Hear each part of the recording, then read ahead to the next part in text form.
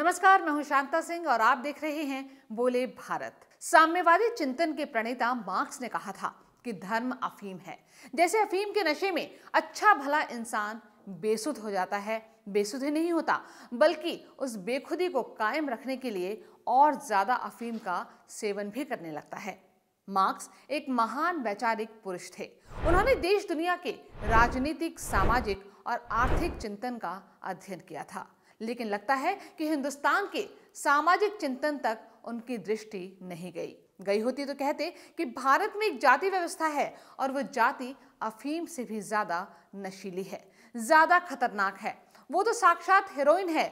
जितनी मदहोशी, जितनी बेखुदी और बेसुधी हेरोइन में है, उससे ज्यादा हिंदुस्तान में लोग जाति की जड़ता में बेसुध रहते हैं।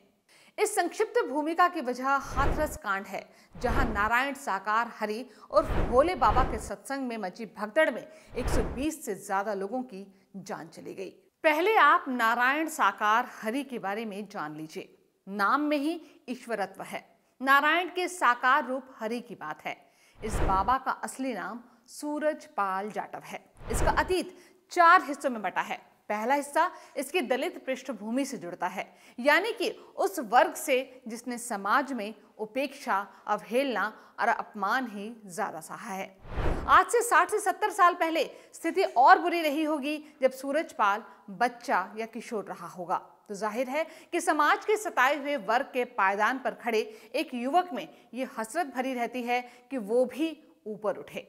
ऊपर उठने की इस प्रक्रिया में वो खुद को ही ईश्वर के रूप में प्रस्तुत कर सकता है। दूसरा हिस्सा उसकी नौकरी से जुड़ा है।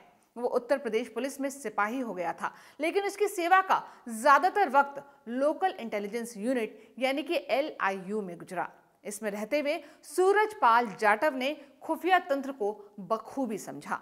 लोगों को अपने संपर्क में लाने के तंत्र को मजबूत बनाने में उसे मदद मिली, जिसके कारण उसका अपना नेटवर्क बना।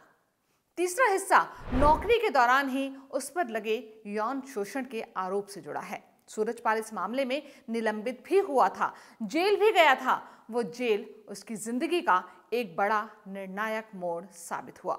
वहां से बाहर निकला तो सत्संग की दुनिया में उसके कदम बढ़ चले थे। और चौथा हिस्सा एक मृत लड़की को जिंदा करने के दावे से जुड़ा है। इस घटना ने सूरजपाल जाटव को अंधविश्वास और पाखंड की उस दुनिया का बेताज बादशाह बना दिया, जिसमें वो बाबा से परमात्मा बनता गया। इस किस्से को थोड़ा विस्तार से जान लीजिए। 18 मार्च 2000 की बात है। आगरा में केदारनगर के पास बने शमशान घाट पर 17 साल की एक लाश सफेद कफन में लिपटी थी। उस लाश के पास भीड़ जुटने लगी थी, क्योंकि ये खबर फैल चुकी थी कि सूरजपाल, जो अब तक बाबा बन चुका था, वो उस मुर्दा लड़की को जिंदा करने वाला है। लोग इस चमत्कार को देखने के लिए वहां इकट्ठा होने लगे।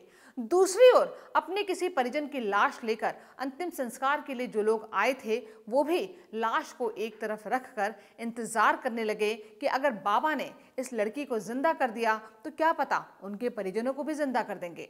सूरजपाल के चेलों ने दावा किया था कि सुबह 11 बजे तक लड़की जिंदा हो जाएगी, लेकिन वो मियाद पूरी हो गई, तब भी लड़की जिंदा नहीं हुई। लोगों को लग गया कि सूरजपाल पाखंडी है और इसमें कोई ईश्वरीय शक्ति नहीं है। लेकिन उसके अंधभक्तों को, जो वहां इकट्ठा थे, उन्हें लगता था कि बाबा कुछ भी कर सकते हैं। कुछ लोगों ने पुलिस को इसकी जानकारी दे दी। पुलिस आई और बाबा को उठाकर ले गई। वो लड़की कोई और नहीं, सूरजपाल जाटव की दत्तक पुत्री थी। दरअसल वो सूरजपाल के साले की बेटी थी। सूरजपाल की अपनी कोई संतान नहीं थी, इसलिए उसने उस बच्ची को गोद ले लिया था। लेकिन उस बच्ची को कैंसर था, वो मर गई।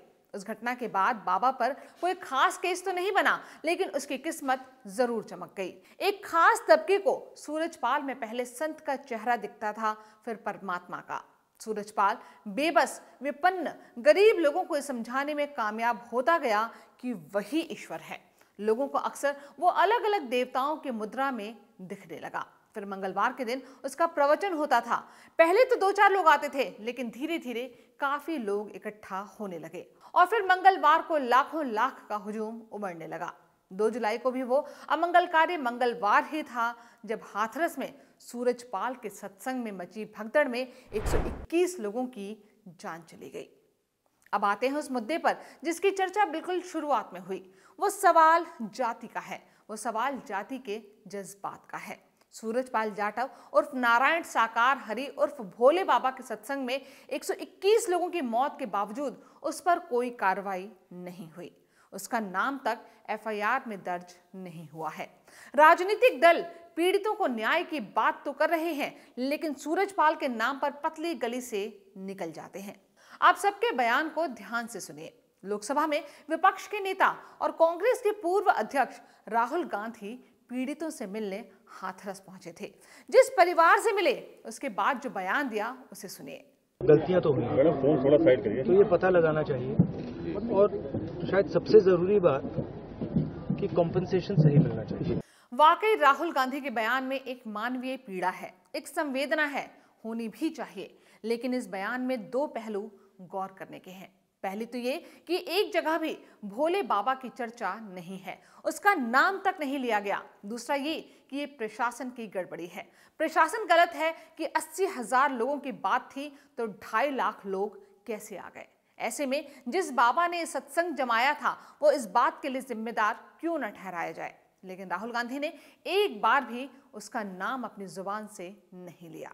अब अखिलेश यादव का बयान सुनिए। सबसे पहले जिन 6 आरोपियों को पुलिस ने पकड़ा जो नारायण साकार हरि उर्फ भोले बाबा के सेवादार थे, उनमें से एक है राम लड़ैत यादव। राम लड़ैत यादव के बेटे अंकित यादव ने अखिलेश यादव को एक चिट्ठी लिखी जिसमें कहा है कि उसके पिता तो घटनास्थल से 2 किलोमीटर दूर थे, फिर भी पुलिस ने उनके पिता को आरोपी बना दिया। इसके बाद अखिलेश यादव ने सोशल मीडिया एक्स पर एक लंबा पोस्ट लिखा कि उत्तर प्रदेश शासन प्रशासन हाथरस हादसे में अपनी नाकामी छुपाने के लिए छोटी मोटी गिरफ्तारियां दिखाकर सैकड़ों लोगों की मौत से अपनी जिम्मेदारी का पल्ला झाड़ना चाहता है। अगर ऐसा हुआ तो इसका मतलब ये निकलेगा कि इस तरह के आयोजन में हुई शासनिक प्रशासनिक विफलता से किसी ने कोई सबक नहीं लिया और ऐसी दुर्घटनाएं भविष्य में भी दोहराई जाती रहेंगी। शासन प्रशासन किसी खास मंशा से व्यर्थ में ऐसे लोगों को गिरफ्तार कर रहा है जो मूल आयोजन स्थल से दूर थे और गिरफ्तारी के बाद उनको ही दोषी ठहराए जाने की तैयारी कर रहा है। ये गिरफ्तारी स्वयं में एक षड्यंत्र है। इन गिरफ्तारियों की तुरंत न्यायिक जांच हो जिससे उत्तर प्रदेश की भाजपा सरकार का खेल जनता के सामने लाया जा सके। अगर भाजपा सरकार ये कहती है कि किसी ऐसे आयोजन से उसका कोई लेना देना नहीं था तो फिर भाजपा सरकार को सत्ता में रहने का कोई हक नहीं है। इस कार्यक्रम में आए अधिकांश गरीब लोग दुखी, शोषित, पीड़ित, वंचित और दमित थे।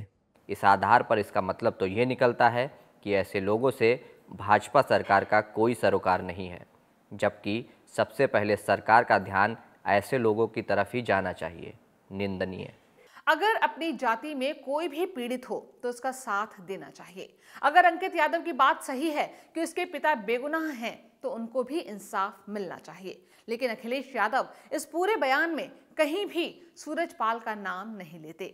उत्तर प्रदेश सरकार को इस बात के लिए कटघरे में खड़ा नहीं करते कि सूरजपाल कहाँ है, उसे सरकार क्यों नहीं गिरफ्तार करती, क्यों नहीं उस पर एफआईआर होती है। क्या ये मीठी मीठी गप और कड़वा कड़वा थू निंदनीय नहीं है? चलिए अब यूपी सरकार में मंत्री बेबी रानी मौर्य का बयान सुन लीजिए। वो कहती हैं कि कोई बाबा ये नहीं कहता कि मेरी चरण रज लो, ये तो हमारी आस्था होती है जिसे हम करते हैं। चरण रज लेने से सारे कष्ट दूर होते हैं। रिटायर्ड जज की अध्यक्षता में कमेटी का गठन किया गया है और बहुत ही जल्द मालूम पड़ जाएगा कि हादसे का मुख्य आरोपी कौन है। जांच होगी तो सब सामने आ जाएगा। जब हादसा हुआ उस समय बाबा घटनास्थल पर नहीं थे, वो वहां से निकल चुके थे। बेबी रानी मौर्य एक दलित नेता हैं, महिला हैं, सूझबूझ और संवेदनशील नेता मानी जाती हैं। लेकिन यहाँ उन्होंने सूरजपाल का जमकर बचाव किया। और तो और उत्तर प्रदेश में एक नए दलित नेता का प्रादुर्भाव हुआ है, चंद्रशेखर आजाद का। वो तो हाथरस पर पूरी तरह से चुप्पी साध गए हैं। दरअसल ये सारा मामला दलितों की पीड़ा, उनके शोक, उनकी वेदना का है ही नहीं। सारा मामला वोट का है। उत्तर प्रदेश में दलित आबादी 20% है। राजनीतिक दलों और नेताओं को लगता है कि दलित तबके से आने वाले भोले बाबा उर्फ नारायण साकार हरि उर्फ सूरजपाल जाटव पर हाथ डालने का मतलब हुआ दलित वोटों से हाथ धो बैठना। इसलिए बात बात पर संविधान की दुहाई देने वाले नेता, बाबा साहेब आम्बेडकर के नाम का जाप करने वाले नेता भी सूरजपाल पर सन्नाटे में पड़े हुए हैं। हमने ऊपर ही आपको राहुल गांधी का बयान सुनवाया। राहुल गांधी जिन पीड़ित लोगों से मिले, उनमें से एक आदमी ने बाद में मीडिया को बताया कि राहुल गांधी ने उससे पूछा था कि आप किसे जिम्मेदार मानते हैं। तो उस पीड़ित का जवाब था कि भोले बाबा को, यानी कि सूरजपाल को। फिर भी सूरजपाल का बाल तक बांका नहीं हो रहा है, क्योंकि सवाल वोट बैंक का है। सूरजपाल के पक्ष में तर्क दिया जा रहा है कि वो तो घटनास्थल पर थे ही नहीं, वो कैसे जिम्मेदार हो गए। आपको दिल्ली का उपहार सिनेमा कांड याद होगा। 1997 में उपहार सिनेमा हॉल में लगी आग में 59 लोगों की जान चली गई थी। उसमें सिनेमा हॉल के मालिक अंसल बंधुओं को सजा हुई। सूरजपाल वाले तर्क से देखें तो उन्हें तो सजा नहीं होनी चाहिए थी, वो तो सिनेमा हॉल में थे ही नहीं। सिनेमा हॉल तो मैनेजर और दूसरे लोग देख रहे थे। उसी तरह 30 अक्टूबर 2022 को गुजरात के मोरबी में मच्छू नदी पर बने पुल के टूट जाने से 141 लोगों की जान चली गई थी। उस पुल को बनाने और चलाने वाली ओरेवा कंपनी के मालिक जयसुख पटेल को गिरफ्तार किया गया था। सूरजपाल वाले तर्क से तो जयसुख पटेल की भी कोई गलती नहीं है, क्योंकि वो तो पुल पर बैठकर उसका कामकाज नहीं देख रहे थे। लेकिन एक पाखंडी बाबा जो खुद को परमात्मा मानने लगा, जिसमें लाखों लोग भगवान का रूप देखने लगे, उसमें इतना भी नैतिक साहस नहीं था कि घटना के बाद जैसे ही खबर मिली वो जाकर पीड़ितों की मदद करता। फिर भी उस तक पहुंचने की हिम्मत किसी में नहीं है। तो इसका एक ही जवाब है, बाप बड़ा ना भैया, सबसे बड़ा है वोट। लेकिन इन वोट लेने वालों को एक बार अपने दिल से जरूर पूछना चाहिए कि वो बाबा साहेब आम्बेडकर के बताए रास्ते पर चलना चाहते हैं या सूरजपाल जाटव के रास्ते पर। बोले भारत की इस वीडियो में अभी इतना ही। जल्दी ही मुलाकात होती है एक नए वीडियो के साथ। तब तक के लिए नमस्कार।